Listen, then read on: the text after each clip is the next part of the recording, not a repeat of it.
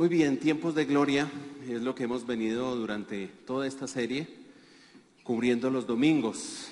Hace 8 días teníamos tiempos de gloria para cuidar el corazón. Y ustedes recordarán que hablamos de Absalón y vimos el corazón de este Absalón tan terrible. Un corazón presumido, un corazón cizañero, un corazón ensimismado, un corazón salamero, un corazón malintencionado, un corazón embaucador, este sí que llevó a todo el pueblo a una guerra, y un corazón conspirador. La historia continúa en 2 de Samuel, capítulo 19. Y mientras ustedes van buscando este texto, escuchamos esta canción, Por tu amor yo viviré. Y lo que nos compartió Julián es cierto. Mejor que yo, no hay nadie más que lo entienda. De esto de estar en el ministerio con todas nuestras flaquezas y debilidades, aún con pecado. Es eso, Dios nos ha escogido a nosotros no porque estemos perfectos y estemos acabados, es porque lo necesitamos a Él y ha sido su gracia y su misericordia la que nos sostiene, y así lleva su plan, así lleva su plan. Gracias a Él y a su gran misericordia, me fascina. Él dijo, hace 1 año y medio la iglesia debió haberme dicho no más. Pero ¿por qué no dijimos no más? Ustedes van a dar cuenta, parte del texto de lo que vamos a estar predicando el día de hoy. Alguien que sea drástico, rígido, que dice la ley se tiene que cumplir, aquí hay que hacer algo inmediatamente, lo vería así. Pero hoy vamos a descubrir por qué David era conforme al corazón de Dios. ¿Por qué David era conforme al corazón de Dios? No sé cuántos de ustedes, pero ustedes han escuchado, me han escuchado en otra ocasión, la vez que nos íbamos a trasladar para acá, para Bogotá, hace 23 años, tal vez 24 años. Contratamos un camión, metimos todas las cosas en el camión, veníamos de Medellín para Bogotá, y en la mitad del camino asaltaron el camión y nos dejaron a nosotros limpio. Durante mucho tiempo, lo que yo le pedía a un profesor y sobre todo a alguien que trabajaba en la cárcel de Bellavista, me dijeron, en la cárcel de Bellavista tienen información y conocen a todos los ladrones, todos los que asaltan. Vaya a la cárcel de Bellavista y usted se va a dar cuenta. Entonces yo fui con la intención de buscar quién me diera información, pero no para saber quién era el ladrón, sino quién puede ponerle una bomba a ese, porque nos enteramos más o menos que fue la empresa la que robó. Y realmente yo estaba envenenado. Y lo único que quería en mi corazón era venganza, no justicia, venganza. Y no sé cuántos de ustedes han sido en alguna ocasión maltratados injustamente y se han ganado enemigos hasta gratis, y uno quisiera que descendiera fuego del cielo y consumiera al enemigo, ¿cierto? Eso es lo que a veces está ahí en el corazón. Vamos a mirar el capítulo 19, porque resulta que Absalón tiene todo su ejército, se va a tomar el poder, sale a la guerra, y recuerden lo que hizo Dios. Confundió a los consejeros de Absalón, los confundió, y fueron a la guerra y perdieron. Y dice el texto que todos los israelitas que seguían a Absalón se dispersaron, cada uno se fue para su casa a esconderse. No le salió las cosas como Absalón creía. Y Absalón, que huía allí en la guerra, ¿ustedes recuerdan qué le pasó a Absalón? ¿Cuál era la gloria de Absalón? Su cabello, y murió colgado de su cabello. ¿Sí? Dice el texto. Quedó allí enredado mejor y después fueron y lo remataron a Absalón. Entonces, ¿qué pasa con todos aquellos que estuvieron de parte de Absalón? y se unieron a esa conspiración. En otras palabras, ¿qué pasó con todos los enemigos de David? Con todos los enemigos de David. El capítulo 19 es como si Dios se los puso a todos ellos en bandeja de plata. Uno por uno empiezan a venir delante del rey David, uno a uno. Leamos.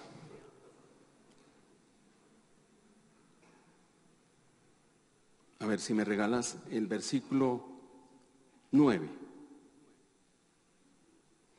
Y por todas las tribus de Israel se hablaba de la situación, decían: el rey nos ha rescatado del poder de nuestro enemigo, él nos libró del dominio de los filisteos. Por causa de Absalón tuvo que huir del país. Están hablando de David. Pero ahora Absalón, al que habíamos ungido como rey, ha muerto en la batalla. ¿Qué nos impide pedirle al rey que vuelva hasta aquí? En otras versiones dice que todas las tribus de Israel se reunieron, los que encabezaban cada una de las tribus, y empezaron a reñir, a discutir. Parece que unos estaban a favor de David y otros no. Digámosle a David que vuelva al reino, que vuelva a su casa. Y eso parece que se fueron a los golpes porque no estaban todos de acuerdo, hasta que por fin pudieron ponerse de acuerdo y dijeron: listo, le vamos a pedir a David que vuelva. Pero Israel, y faltaba aquí una tribu, la de Judá.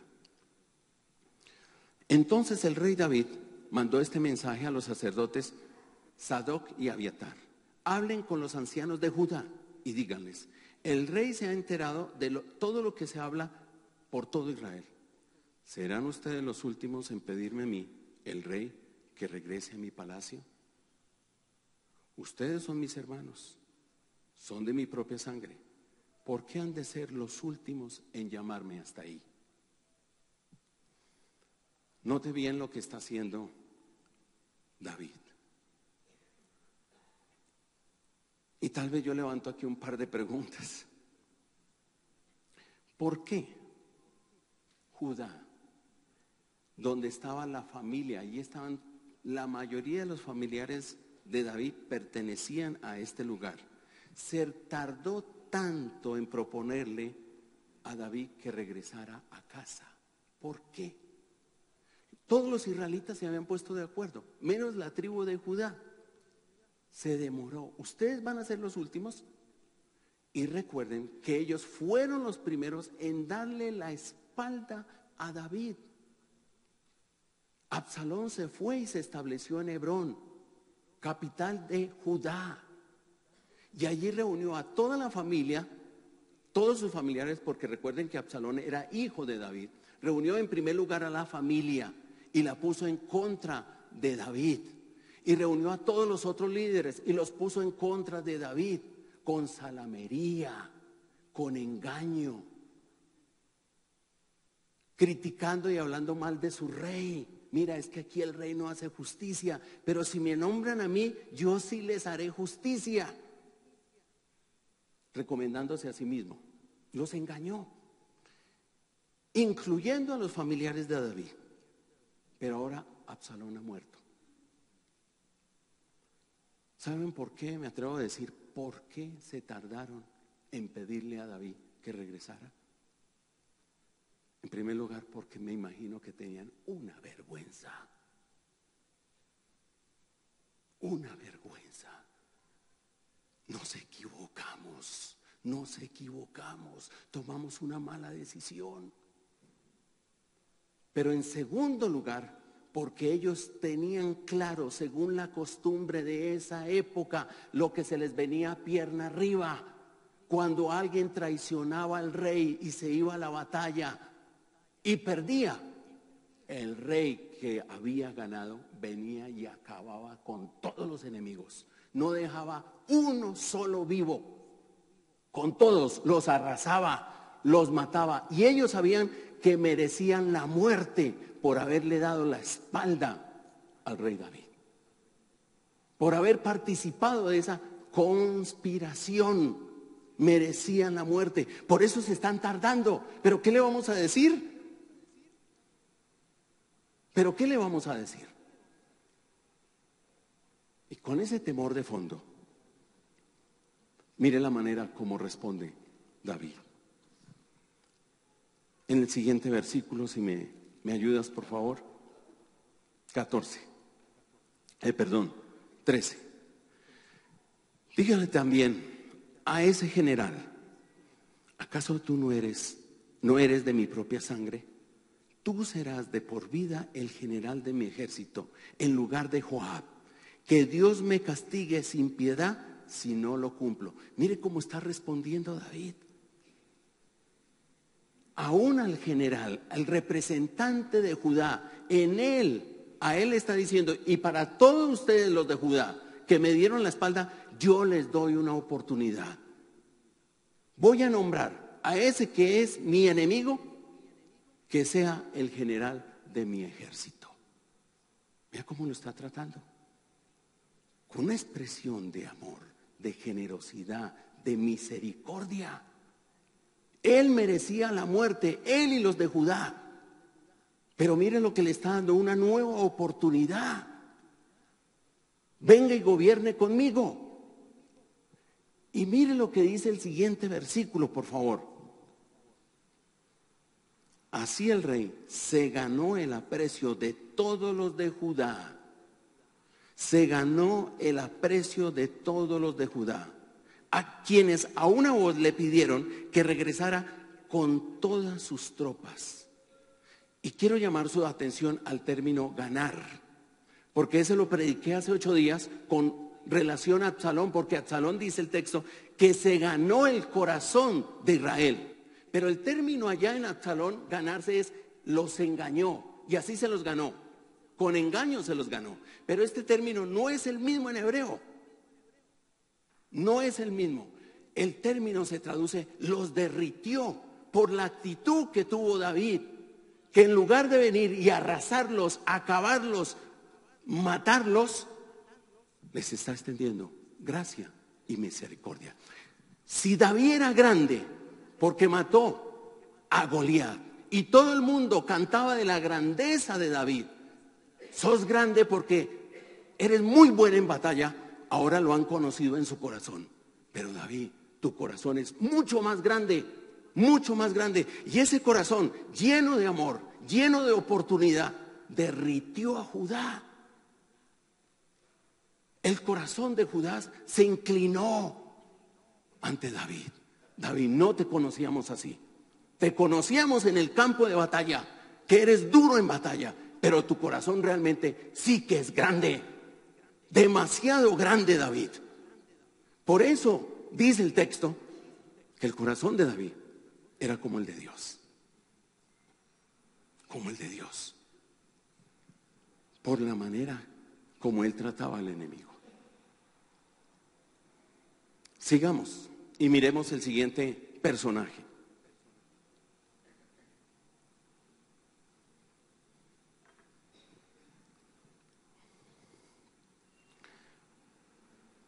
Simi o Simei, como dice otras versiones. ¿Quién era este personaje que aparece ahí en el versículo 16? Pero el benjaminita Simi, hijo de Gera, oriundo de Bahurín, se apresuró a bajar con los de Judá para recibir al rey David. ¿Quién era este personaje? ¿Ustedes recuerdan quién era?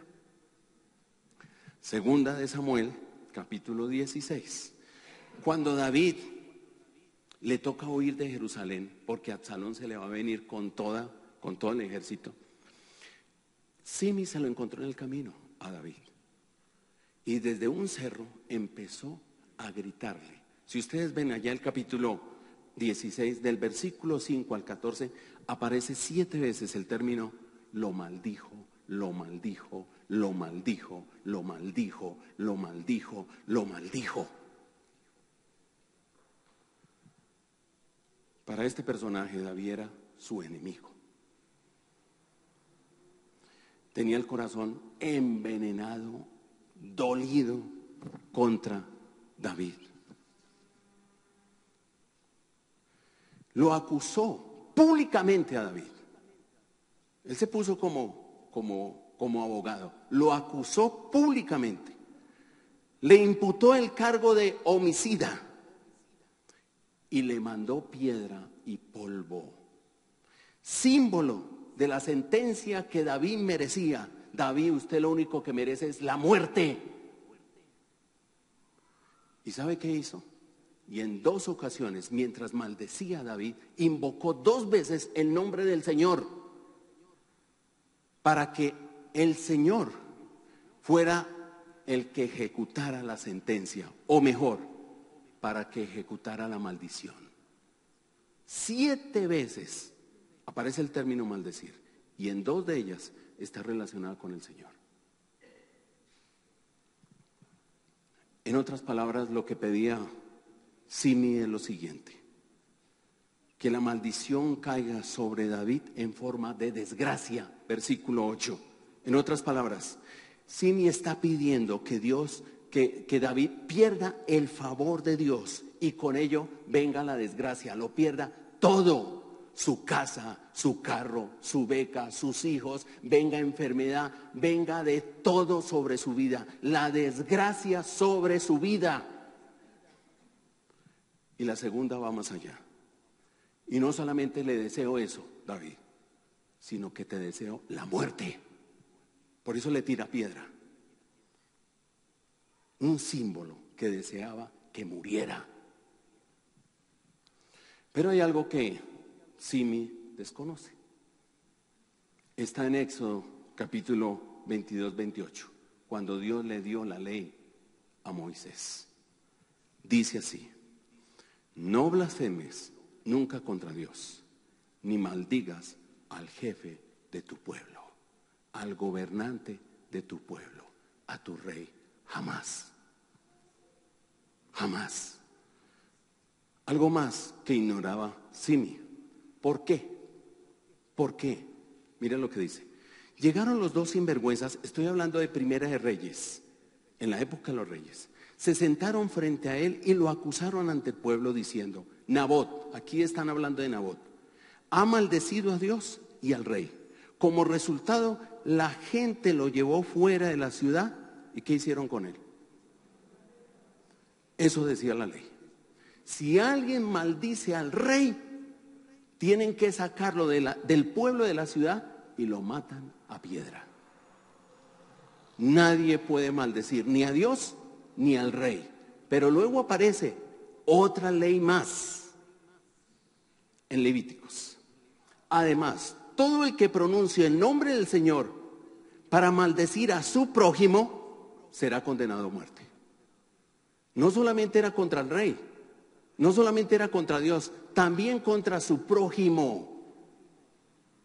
En otras palabras está diciendo: mi nombre no lo presto para maldecir a ninguna persona. Nadie puede tomar mi nombre para maldecir. Y Simi ha tomado el nombre del Señor para maldecir al rey. Por eso, usted lo ven en el capítulo 19, por favor, vayan al capítulo 19, cuando Judá dice: bueno, pidámosle al rey que regrese. El primero en ir, dice el texto, se apresuró a encontrarse con David. Rápidamente tengo que resolver este problema. Porque él sabía, parece que toma conciencia de lo que le espera: la muerte. No hay más camino para mí sino la muerte. Y Simi corre, se postra delante de David. Por favor, miren el versículo 19. Postrado le ruega: ruego a mi Señor y Rey que no tome en cuenta mi delito, ni recuerde el mal que hizo este servidor suyo el día en que su majestad salió de Jerusalén. Le ruego a su majestad que olvide eso. Reconozco que he pecado y por eso hoy, de toda la tribu de José, he sido el primero en salir a recibir a mi señor el rey. Él entendía y sabía lo que se le venía encima. Y aquí aparece alguien que le fascina que se cumpla la ley. Versículo 21. Abisai, que era uno de los generales de David, consejero de David. Pero Abisai, hijo de Sarbia, exclamó: Simi maldijo al ungido del Señor y merece la muerte. así está establecido en la ley, merece morir. Y mire cómo responde David. Versículo 23. Y dirigiéndose a Simi, el rey juró con palabras: no morirás. Aquel que lo maldijo ahora está a favor de él y le perdona la vida. Por eso David era conforme al corazón de Dios, porque sabía tratar a su enemigo. Esto tenía a Judá y a todo el mundo sorprendidos, anonadados de ver el corazón tan grande, tan generoso, tan misericordioso de David. Todos estaban sorprendidos. Me imagino que Abisaí estaba aterrado. ¿Cómo es posible que este que te maldice, tú lo perdones y le perdones la vida? Esto es loco. Esto es de locos. Es imposible. Pongámonos en los zapatos de David y seamos honestos. ¿Lo haríamos nosotros? ¿Lo haríamos nosotros? ¿Perdonar de esta manera a un enemigo? Si ustedes siguen leyendo, se van a dar cuenta cómo trató a los otros. Con acciones como esas y con palabras como esas, no morirás. Y creo que aquí hay unos principios que David nos enseña a nosotros de cómo tratar al enemigo. Y nos vamos a ir a Lucas para que veamos esto cómo aterriza en nuestro contexto. Lucas, capítulo 6.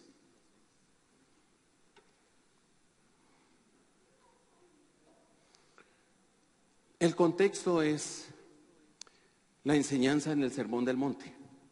Jesús dice: ustedes han oído que se dijo, ama a tu prójimo y odia a tu enemigo. Pero yo les digo, amen a vuestro enemigo. Hay una sola forma como se trata al enemigo, y es con amor. Pero el amor se expresa, y se expresa de tres formas. Está en Lucas, esas tres formas. Se expresa con hechos, como lo hizo David. Se expresa con palabras, como lo hizo David. Y se expresa con oración, como lo hizo David en el capítulo 22, cuando ora él por sus enemigos, cuando sale ese salmo tan extraordinario. Dice el texto en Lucas 6, versículo 27: hagan el bien a quienes los odian. Hechos, hacer el bien, hechos. Si nuestro enemigo procura nuestro daño, nosotros debemos procurar su bien. Hechos y no deseos espera Dios de nosotros. Al enemigo hay que servirle de manera práctica, humilde y sacrificada. Eso espera. Y vamos a ver ahora cómo lo hizo el Señor con nosotros, de manera sacrificada. Segundo, bendigan a quienes los maldicen. Bendigan. Con palabras también podemos expresar nuestro amor por nuestros enemigos. Si ellos piden que descienda el desastre, la desgracia sobre nuestras cabezas, expresando en palabras su deseo de que venga la ruina sobre nosotros, como lo hizo Semí, nosotros debemos, escúchenme, vengarnos.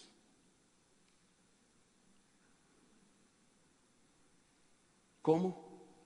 Pidiendo que descienda la bendición del cielo sobre ellos. Que Dios los bendiga.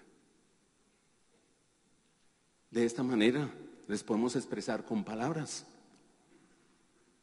que solo deseamos el bien para ellos, como lo hizo David. No morirás. No morirás. Y tercero, oren por quienes los maltratan. Oren por quienes los maltratan. Hemos hablado de las palabras que debemos dirigir a nuestros enemigos, pero también hay que hablar de las palabras que dirigimos a Dios por causa de ellos. El teólogo de la Segunda Guerra Mundial, Bonhoeffer, alemán, dijo lo siguiente: la oración nos pone al lado del enemigo. Estamos con él, junto a él, a favor de él, delante de Dios. Escuche lo que está diciendo él.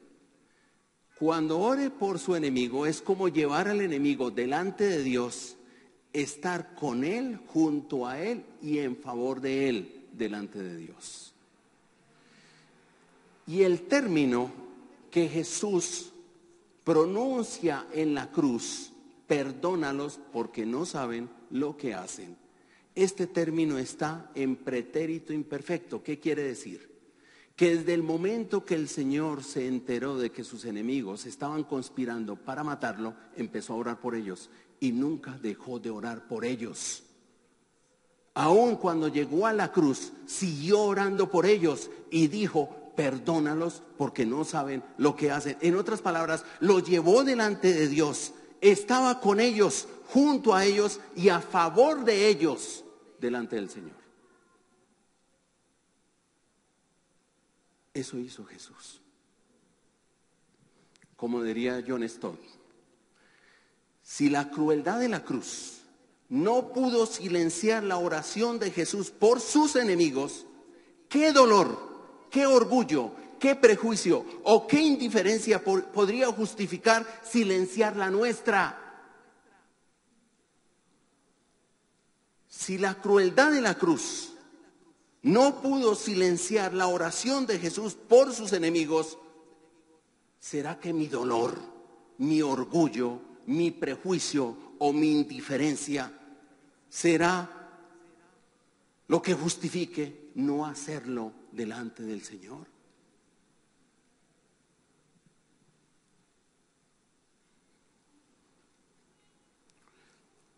Quiero invitarlos a la cena, no sin antes que miremos este texto de Romanos 5:10, mientras se están preparando los servidores.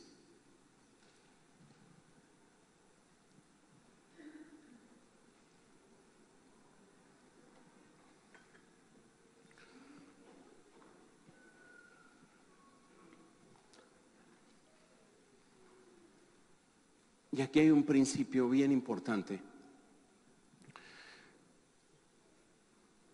Y en primer lugar llamo la atención a los de escuelitas. Cuando oramos la palabra, hay una palabrita y una regla que hay que mantener en cuenta. Imaginar para identificarme. Imaginarnos para identificarnos. Y escuchen este texto. Porque si cuando éramos enemigos de Dios,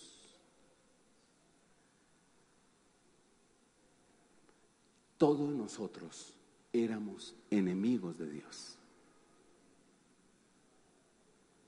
El llamado es a identificarnos con Él como enemigos. David recibió a sus enemigos. El texto está diciendo que cuando nosotros éramos los enemigos de Dios, es decir, vivíamos a espaldas de Él, le dimos la espalda. Vivíamos como se nos viniera en gana. No lo teníamos en cuenta a Él. Y al darle la espalda, le estamos diciendo al Señor: eres nuestro enemigo. Cuando éramos sus enemigos, mire cómo nos trató. Cuando cada uno de nosotros nos acercamos a Él, mira lo que hizo. Fuimos reconciliados con Él mediante la muerte de su Hijo. Eso es una acción. Eso es una acción. Hagan el bien a sus enemigos. Eso es lo que está haciendo. Está haciendo el bien. Nosotros le dimos la espalda. ¿Y Él cómo nos recibe? Con los brazos abiertos. Te perdono. No morirás. Si crees en mí, tendrás vida y la tendrás eternamente. No morirás. Merecemos la muerte y Él nos dice: no morirás. Así nos trata, aunque éramos sus enemigos. Eso es lo que espera el Señor de nosotros, con nuestro trato para con nuestros enemigos. Vamos a orar allí en silencio, por favor. Y nos vamos a preparar nos vamos a identificar. Éramos enemigos del Señor. Ahora que vamos a participar de la mesa, venimos no como enemigos, sino como reconciliados, como amigos del Señor. Y yo espero que aquí no haya ni una persona que le esté dando la espalda al Señor. Pero si aún hay una persona que le ha dado la espalda al Señor, hoy es el día de la reconciliación. Él te recibe con los brazos abiertos.